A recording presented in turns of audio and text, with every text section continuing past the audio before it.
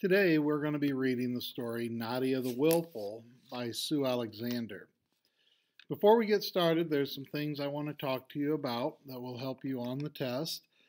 The first is just a little bit of background. This story is set in the Sahara Desert, which is located in Africa. It is the largest desert in the world.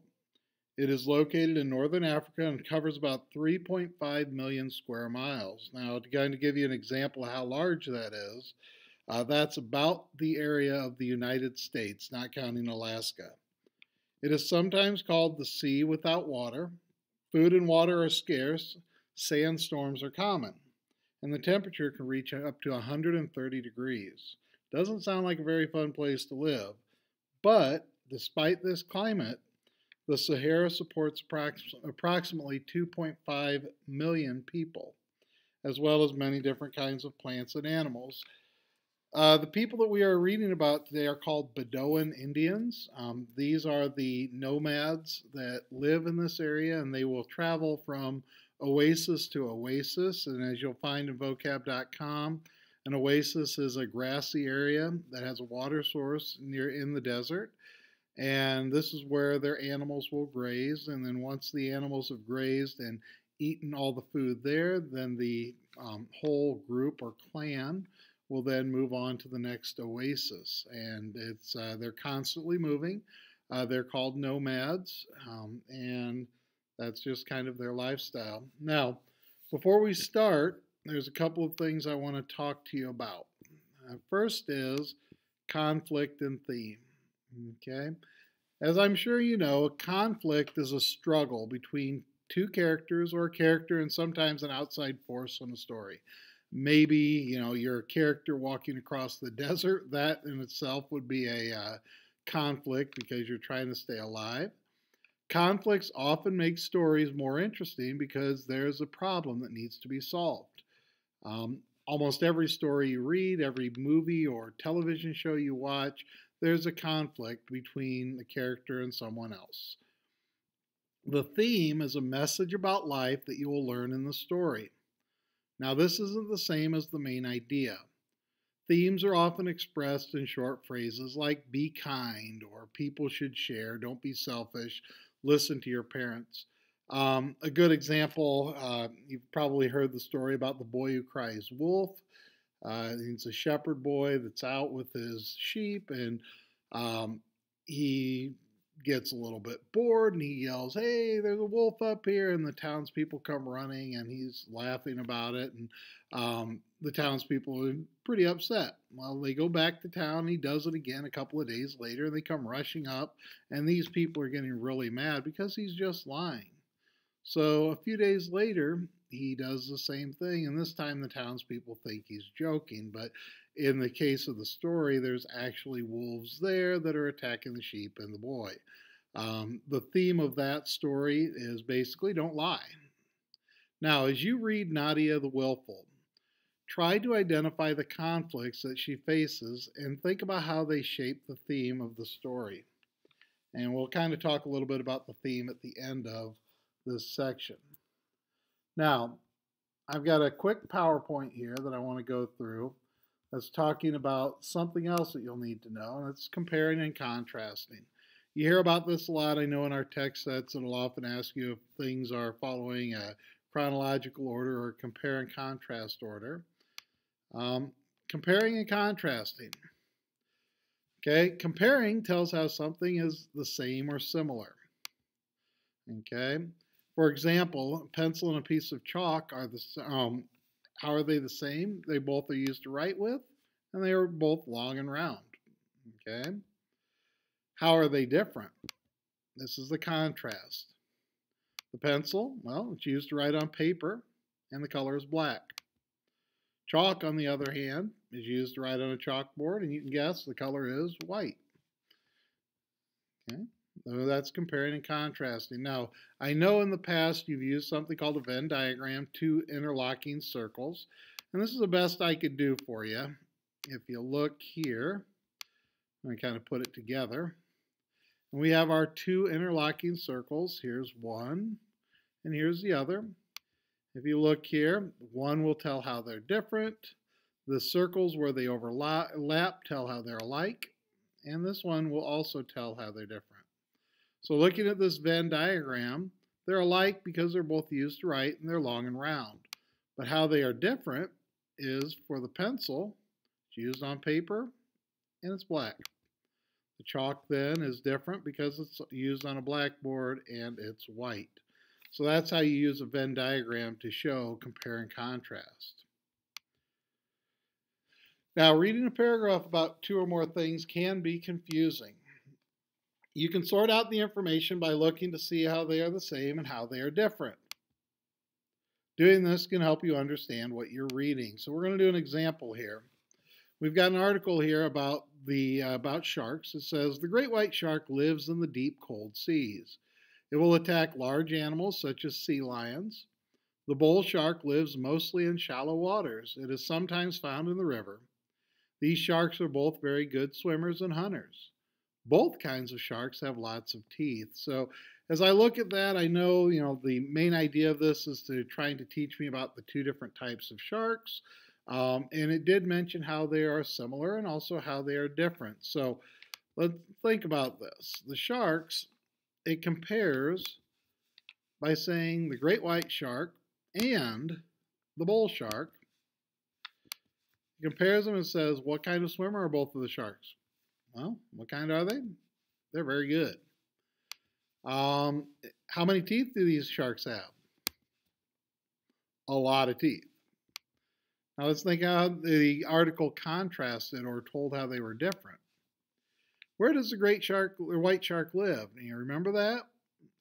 Okay, let's see if you remember the deep, cold seas. That's why a lot of times people don't get attacked by great white sharks swimming on a beach. And where does the bull shark live? In the shallows, and bull sharks are the most notorious for biting people because they like shallow waters. Now let's put this in a Venn diagram. We have the alike, they're very good swimmers, and then you can also remember they had lots of teeth. How are they different? Well, the great white shark lives in the cold, deep seas, while the bull shark lives in the shallow water. So, here's another example. An animal's home often affects how an animal looks. A fox that lives in the cold Arctic has thick fur. The fur of the Arctic fox is reddish-brown in summer but white in the winter. A kit fox lives in the desert. There, the temperatures are much warmer. The kit fox stays the same brown color all year. It has bigger ears than an Arctic fox. Both kinds of foxes, there, hunt small animals. Now, let's see. How are they alike? Well, they hunt small animals for food. How are the foxes different? Do you remember any? See if you can mention one. Well, one of them is the kit fox that lives in the desert has bigger ears. And what was the other way that they were different? The Arctic fox fur changes color in the winter. Okay, and that's the end of that slideshow. So just trying to get you used to comparing and contrasting. Remember, comparing means how things are the same. Contrasting means how things are different. So without any further time here, let's start the story. Nadia the Willful by Sue Alexander. And I love this first paragraph. In the land of the drifting sands, where the Bedouins moved their tents to follow the fertile grasses, there lived a girl whose stubbornness and flashing temper caused her to be known throughout the desert as Nadia the Willful. And when you think of this, the land of the drifting sands, deserts change all the time. The desert sand dunes actually move as the wind takes the top layer off and moves it elsewhere, and then it'll pile up somewhere. So the sands are always drifting. Nadia's father, the sheik Tariq, whose kindness and graciousness caused his name to be praised in every tent, did not know what to do with his willful daughter. Now let's think about this, willful. Well, first of all, the sheik is the leader of an Arab family or village. In this case, he's almost like a king of this clan. He's very kind and gracious to everyone, and everybody loves him. His name is praised in every tent. But he has a willful daughter. If you're willful, you're considered stubborn. You kind of want your way. So Nadia is kind of a stubborn girl. She does what she wants to when she wants to. Okay, and this seems to be a source of tension for him. Only Hamed, the eldest of Nadia's 6 brothers, and Tariq's favorite son, could calm Nadia's temper when it flashed. "Oh, angry one," he would say, "shall we see how long you can stay that way?" And he would laugh and tease and pull at her dark hair until she laughed back. Then she would follow Hamed wherever he led. So we learn in this paragraph that Hamed is kind of the peacemaker. And he's the only one that can kind of get Nadia out of her mood or her temper. One day before dawn, Hamed mounted his father's great white stallion and rode to the west to seek new grazing ground for the sheep. Nadia stood with her father at the edge of the oasis and watched him go. Hamed did not return. So the oldest son goes out to search for a new oasis. Nadia rode behind her father as he traveled across the desert from oasis to oasis seeking Hamed. Shepherds told them of seeing a great white stallion fleeing before the pillars of the wind that stirred the sand, and they said the horse was carrying no rider. So fleeing before the pillars of wind that stirred the sand. So that sounds like there's a horse running away from a sandstorm. But the horse was riderless. Passing merchants, their camels laden with spices and sweets for the bazaar, told of the emptiness of the desert they had crossed. Tribesmen, strangers, everyone whom Tariq asked, sighed and gazed into the desert, saying, "Such is the will of Allah." And Allah is the Islamic God, and that's what that number 4 is talking about. At last, Tariq knew in his heart that his favorite son, Hamed, had been claimed, as so many other Bedouin before him, by the drifting sands. And he told Nadia what he knew, that Hamed was dead. Nadia screamed and wept and stamped the sand, crying, "Not even Allah will take Hamed from me," until her father could bear no more and sternly bade her to silence. Nadia's grief knew no bounds. She walked blindly through the oasis, neither seeing nor hearing those who would console her. And Tariq was silent. For days he sat in his tent, speaking not at all and barely tasting the meals set before him. Okay? And over here, B says, note the similarities and differences between how Nadia and Tariq react to Hamed's death. So they want us to compare and contrast. How they're the same, they both seem like they're really tore up. Okay? Nadia gets very silent and kind of goes on her own way. She doesn't even notice people. And Tariq does the same thing. So that is, those both seem like similarities. But if you look, Nadia is angry at, the world, angry at God even. And Tariq just wants her to be quiet. So let's keep looking for some differences because they seem pretty the same right now. Then on the 7th day, Tariq came out of his tent. He called all his people to him, and when they were assembled, he spoke. From this day forward, he said, let no one utter Hamed's name. Punishments shall be swift for those who would remind me of what I have lost. Hamed's mother wept at the decree. The people of the clan looked at one another uneasily. All could see the hardness that had settled on the sheikh's face and the coldness in his eyes, and so they said nothing, but they obeyed. So Tariq's big idea how to make himself feel better is to just kind of forget about Hamed, and if nobody talks about him, I won't be reminded of him. So that's Tariq's big idea. Nadia, too, did as her father decreed, though each day held something to remind her of Hamed. As she passed her brothers at play, she remembered games Hamed had taught her. As she walked by the women weaving patches for the tents and heard them talking and laughing, she remembered tales Hamed had told her and how they had made her laugh. And as she watched the shepherds with their flocks, she remembered the little black lamb Hamed had loved. Each memory brought Hamed's name to Nadia's lips, but she stilled the sound, and each time that she did so, her unhappiness grew until finally she could no longer contain it.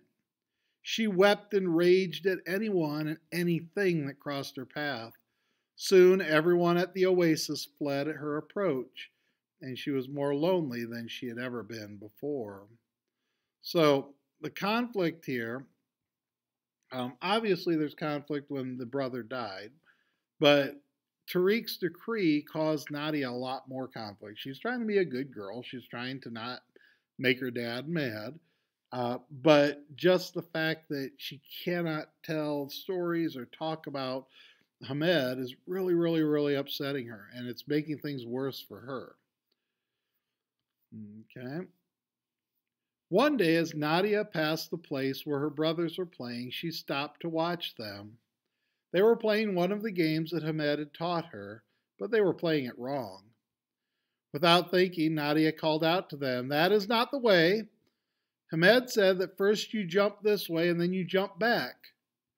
Her brothers stopped their game and looked around in fear. Had Tariq heard Nadia say Hamed's name? But the sheik was nowhere to be seen. "Teach us, Nadia, as our brother taught you," said her smallest brother. And so she did. Then she told them of other games and how Hamed had taught her to play them. And as she spoke of Hamed, she felt an easing of the hurt within her.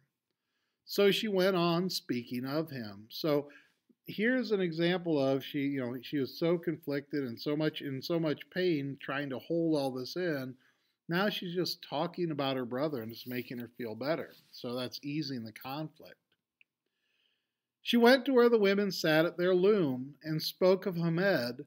She told them tales that Hamed had told her, and she told how he had made her laugh as he was telling them. At first, the women were afraid to listen to the willful girl and covered their ears. But after time, they listened and laughed with her.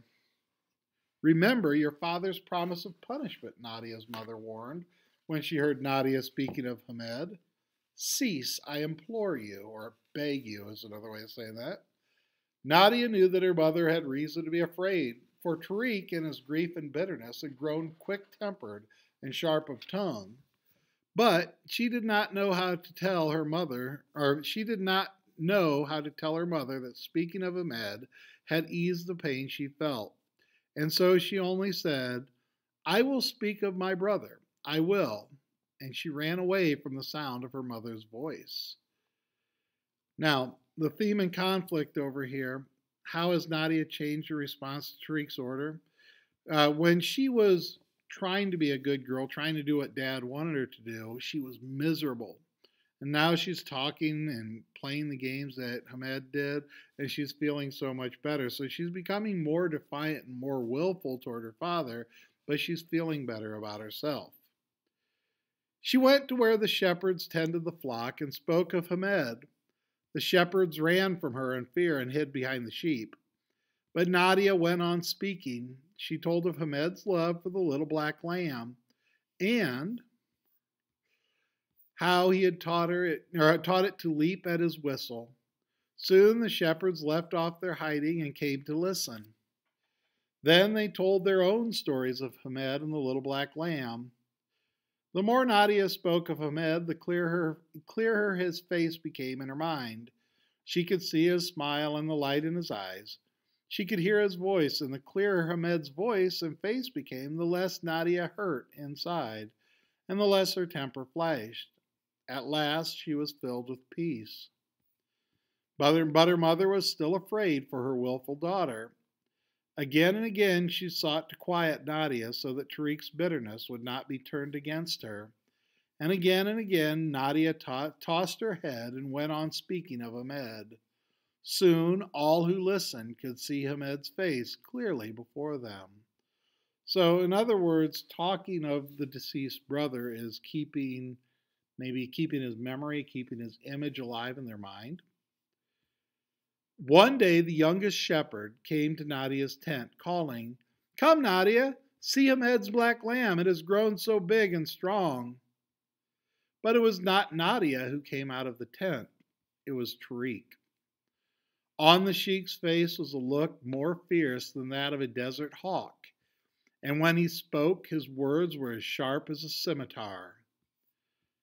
I have forbidden my son's name to be said, and I promised punishment to whoever disobeyed my command. So shall it be. Before the sun sets and the moon casts its first shadows on the sand, you will be gone from this oasis, never to return. No, cried Nadia, hearing her father's words. I have spoken, roared the sheik. It will be done. Now, you have to understand, guys, being banished, it's not like being sent to your room for getting in trouble. Being banished from the oasis means that you're going to die. You're going to go out into the desert without any supplies, without any animals, anything to help you, and you're going to die. Now, compare and contrast Tariq's attitude in this passage. In what ways does Tariq's response remind you of Nadia? Well, if you look at this, Tariq has his mind set that no one should mention this Ahmed's name. And he's being very willful in his own right. So him just kind of, because think about it, this is the youngest shepherd, and what is he, 7, 8 years old? And he's going to banish him, so that seems pretty severe. Trembling, the shepherd went to gather his possessions, and the rest of the clan looked at one another uneasily and muttered among themselves. In the hours that followed, fear of being banished to the desert made everyone turn away from Nadia, as she tried to tell them of Ahmed and the things he had done and said. And the less she was listened to, the less she was able to recall Ahmed's face and voice. And the less she recalled, and the more her temper raged within her, destroying the peace she had found. By evening, she could stand it no longer. She went to where her father sat, staring into the desert, and stood before him. You will not rob me of my brother Ahmed, she cried, stamping her foot. I will not let you. Tariq looked at her, his eyes colder than the desert night. But before he could utter a word, Nadia spoke again. Can you recall Ahmed's face? Can you still hear his voice?